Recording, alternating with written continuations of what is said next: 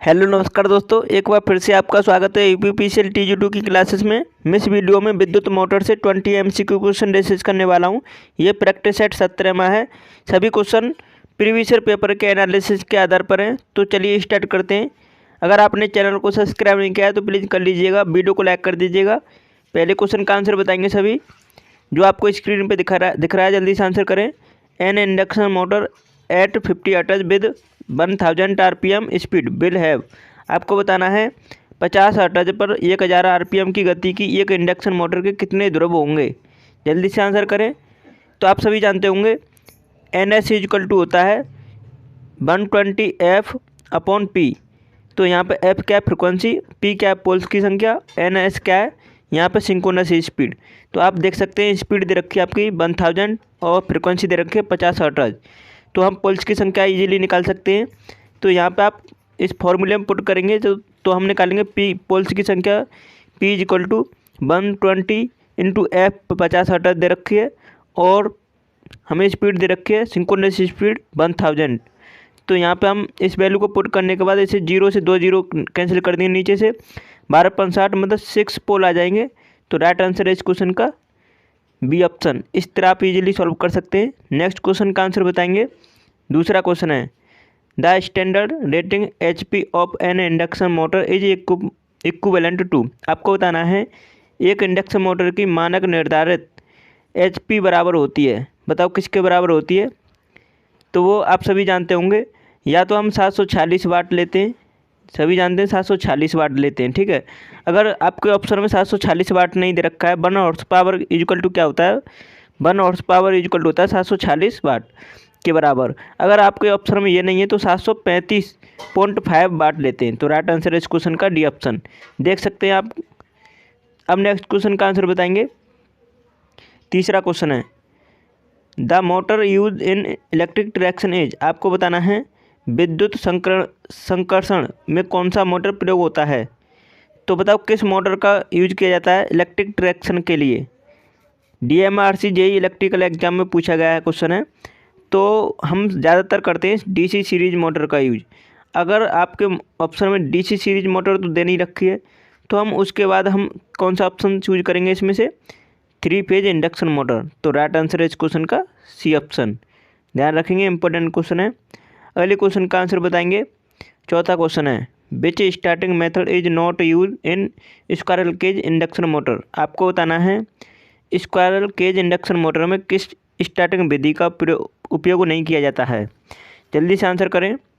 तो देखो यहाँ पे LMRC लखनऊ मेट्रो में पूछा गया है, कोल इंडिया लिमिटेड में पूछा गया क्वेश्चन है। तो जल्दी से आंसर करें। तो स्क्वायरल केज इंडक्शन मोटर में हम starting Vidhi resistance in rotor circuit, मतलब ये हम यूज नहीं करते इस मेथड को, ध्यान रखेंगे, क्योंकि उसके रोटर को हम एंड रिंग के द्वारा शॉर्ट करके रखते हैं। इसलिए स्क्वायरल केज इंडक्शन मोटर में रेजिस्टेंस इन रोटर सर्किट, उसके रोटर सर्किट में रेजिस्टेंस कनेक्ट करने की कोई ऑप्शन नहीं होता है, इसलिए हम उसका यूज नहीं करते हैं। ये इसका यूज किया जाता है स्लिप रिंग इंडक्शन मोटर में। तो इसे ध्यान रखेंगे, बी ऑप्शन इसका करेक्ट आंसर है। अगले क्वेश्चन का जल्दी से आंसर करें। पांचवा क्वेश्चन है at the stand of starting the slip of induction motor.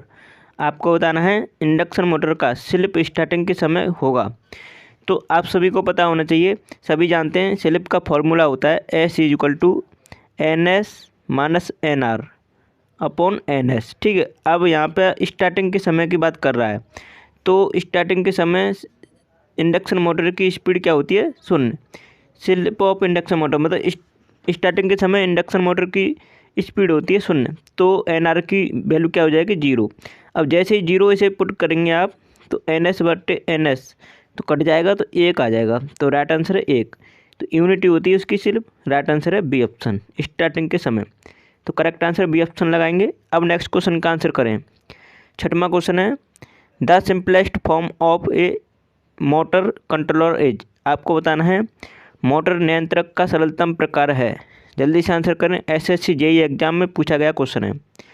तो सरलतम प्रकार होता है टॉगल स्विच। तो राइट आंसर है बी ऑप्शन, इंपोर्टेंट क्वेश्चन है। नेक्स्ट क्वेश्चन का आंसर करें। सातवां क्वेश्चन है which of the following is an AC motor. आपको बताना है निम्नलिखित में से कौन प्रत्यावर्ती धारा मोटर है। एसएससी जेईई इलेक्ट्रिकल एग्जाम में पूछा गया क्वेश्चन है, तो कौन सी है, जल्दी से आंसर करें इसमें। तो यहाँ पे आप देखेंगे, यहाँ pay slip ring induction motor, ये भी एसी से एसी पर स्टार्ट होती है, और यहाँ पे सिंक्रोनस मोटर भी एसी पर कार्य करती है।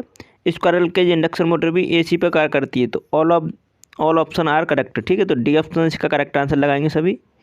अब नेक्स्ट क्वेश्चन का आंसर करेंगे। 8वां क्वेश्चन है, a four pole AC motor has power frequency of 50 hertz, what will be the synchronous speed of the AC motor. आपको बताना है एक 4 पोल एसी मोटर की शक्ति आवृत्ति 50 हर्ट्ज है, तब एसी मोटर की तुल्यकालिक गति क्या होगी। तो मतलब उसने सिंक्रोनस स्पीड पूछी है कितनी हो गई। अब देख सकते हैं आप, यूपीपीसीएल जेईई एग्जाम में पूछा गया क्वेश्चन है, तो ये हम सभी जानते हैं, जैसे कि मैं आपको पहले ही फॉर्मूला बता चुका हूँ। NS इक्वल टू क्या होता है, जब भी हम सिंक्रोनस स्पीड निकालेंगे तो 120F/P, इस फॉर्मूले को हम लगाते हैं। अब यहाँ पे हमें दे रखा है पोल्स की संख्या 4, ठीक है, और F फ्रिक्वेंसी की संख्या दे रखी है 50। तो यहाँ पे हम पुट करेंगे 120 × 50/4। अब जैसे ही इसे डिवाइड करते हैं तो 30 कट जाएगा, और 3×5 = 15, मतलब 1500 RPM इसकी स्पीड आ गई। तो राइट आंसर है इस क्वेश्चन का सी ऑप्शन। इस तरह इजीली आप सॉल्व कर सकते हैं इस क्वेश्चन को। 9वें क्वेश्चन का आंसर करें। इंडक्शन मोटर में रोटर शाफ्ट किस धातु का बना होता है। तो किस धातु का बनाते हैं, हाई स्पीड स्टील का। तो राइट आंसर करेंगे इस क्वेश्चन का सी ऑप्शन। इंपॉर्टेंट क्वेश्चन है।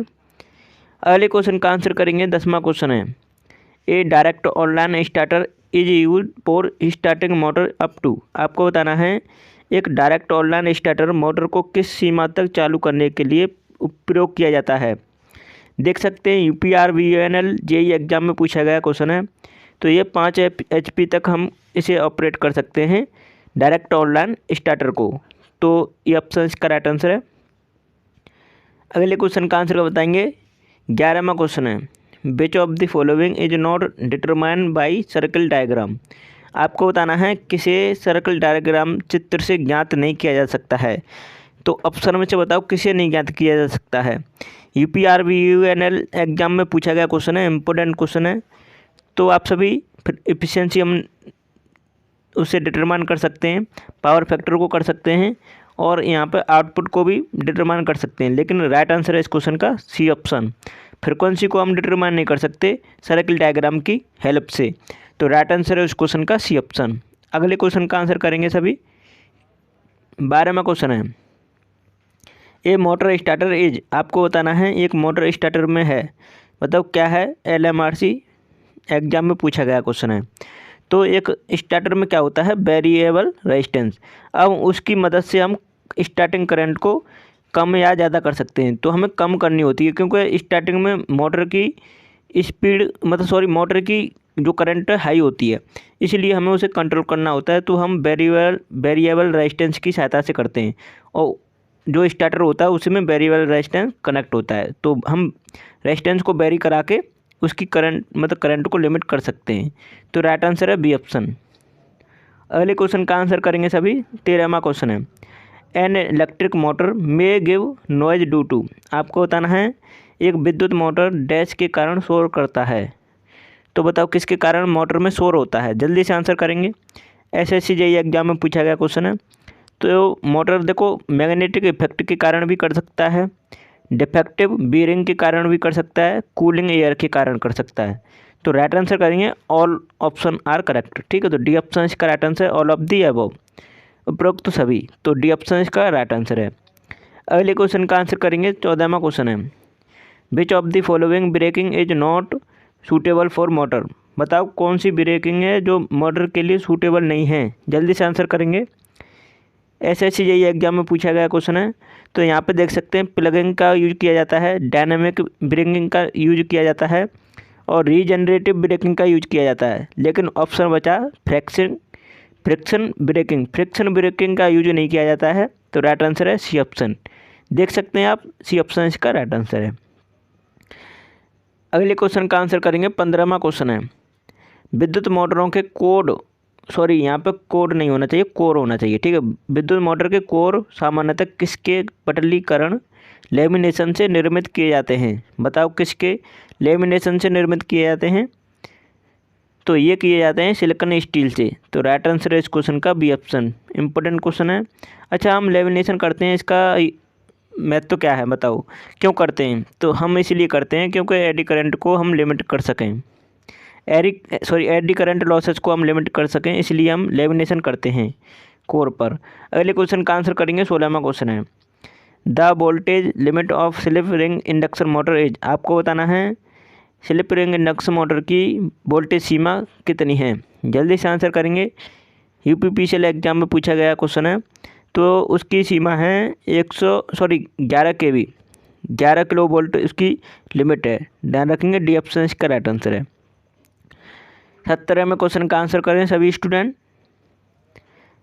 There are slip ring in a squirrel cage induction motor. आपको बताना है स्क्वायरल केज इंडक्शन मोटर में स्लिप रिंग की संख्या कितनी होती है?